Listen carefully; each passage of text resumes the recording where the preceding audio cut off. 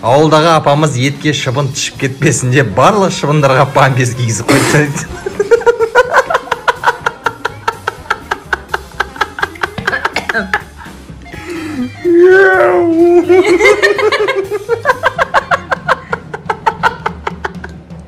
Құмырсқа үйіне шығып бара жатса көршісі, қайда шықтың десе, ауруханаға бара жатырмын депті. Не болып қалды десе, пілге қан беріп қайтайын депті.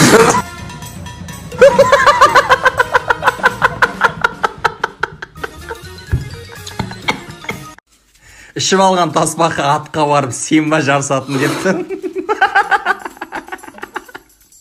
Екі тақырбас төйлесер алдында шаштан жылу жоқ депті.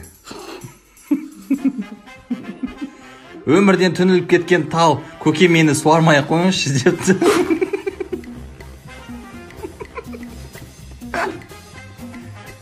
Тісі жоқ қасқыр малшының қорасына кіріп сиырларды еміп кетіпті.